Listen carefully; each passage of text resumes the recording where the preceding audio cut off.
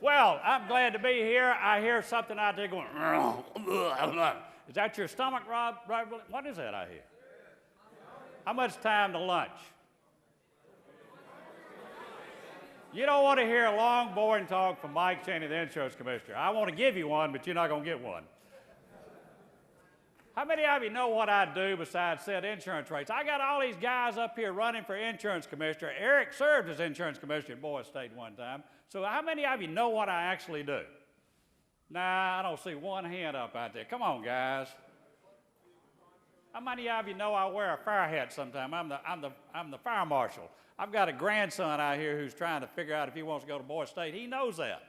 Mason, raise your hand. You know what I do? Yay. Stand up and let them see how tall you are for a 12-year-old. Stand up, boy. Oh. That's what you get if you feed them insurance policies. It makes you grow some. All right. Here's the deal. What do I do in my job? I do a lot. One, I'm the state fire marshal in addition to being the insurance commissioner. So what does the state fire marshal do? I'm responsible for the State Fire Academy, where we train about 16,000 people a year.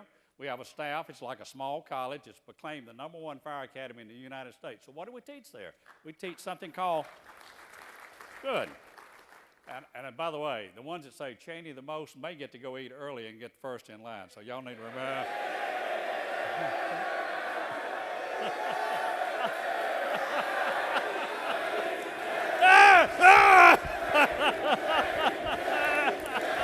I like it.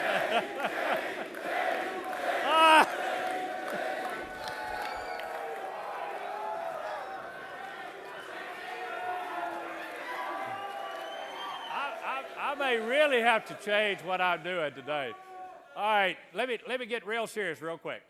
Led Fitch, who was just here, is a very important person. We work together as state elected officials. I work with the governor. I stepped outside. Phil's going over to Ambry. I said, Phil, from our reports, we've got fire marshals, since I'm also the fire marshal, that say we have about 50 houses damaged, no injuries. He can report that. MEMA takes over. We come in about 3 or 4 days after a tornado or hurricane or whatever and try to straighten the mess out with insurance. That's assuming that somebody actually has insurance on their house or their vehicles or whatever they own. Y'all understand that? So I'm kind of have several hats that I wear.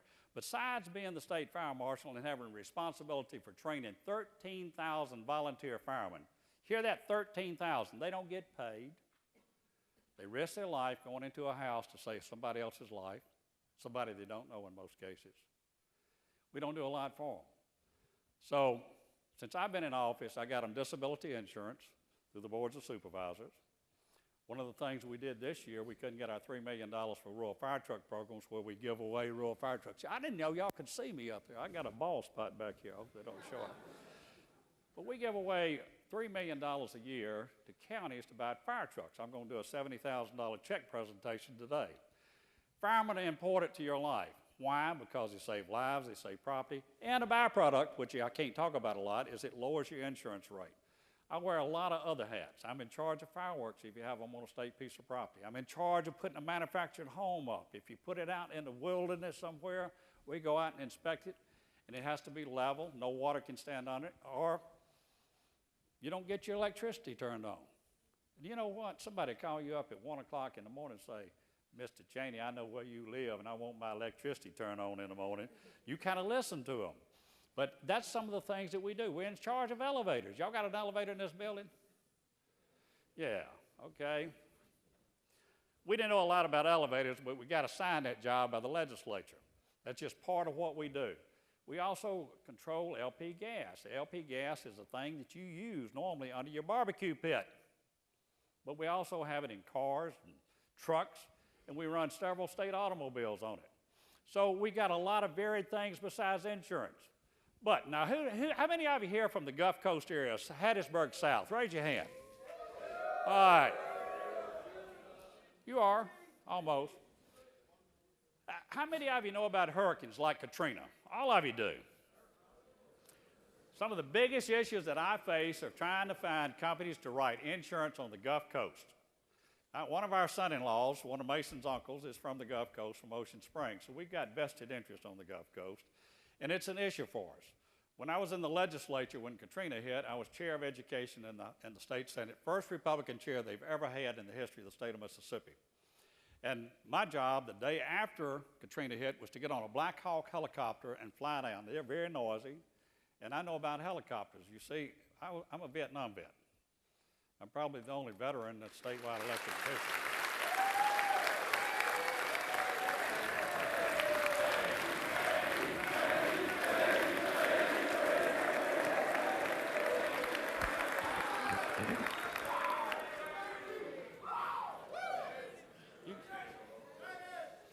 You guys kind of touched my life. I don't talk about Vietnam a whole lot, but I'm an American Legion member, and I'm also a member of the VFW. A lot of people,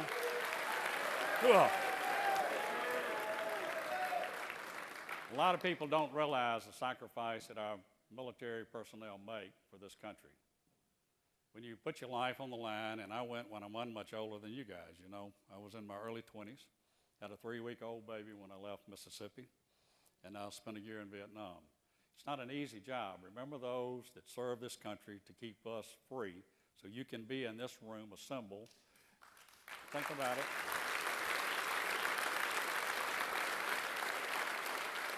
And you can vote for one of the guys up here for insurance commissioner, or those that are going to run for treasurer or governor or lieutenant governor, whether it's an independent, nationalist, or federalist. I think y'all only have 3 parties, am I right? What's important for you to know is this: know how a person stands when you vote for them. That's extremely important. You're the future. You're the people that are going to vote. The people that vote today in our nation are usually the older folks like me and the younger people like yourself, under age 30. They're the ones that determine who runs our country. You need to have people of integrity. You need to have people that do not have an axe to grind or not trying to make money out of the system. And we have enough people that try to do that. You know, I have an opponent. They ran a poll, what we call a push poll. And they wanted to know if you knew who Commissioner Chaney was. Well, you get a pretty good, if you get over 30, 35%, and we got a strategist in here, he'll tell you that's a pretty good recognition right off the bat on a robocall. The next question they'll say to you is, would you vote for him if you knew he were pushing Obamacare? Well, you know, naturally they're not going to say yes if they're a Republican, and that's who you're targeting because I have a Republican opponent. Now, how many of you know where I really stand on the Affordable Care Act, also known as Obamacare? You may not know, but you need to know this. I would not have voted for it. It's a bad law, but it is the law of the land. Until Congress changes it or the president signs a new bill that Congress may pass, it's the law of the land. So what's my job when I stand up and I take an oath of office to uphold the Constitution of the state of Mississippi and the Constitution of these United States of America? Is to obey the law.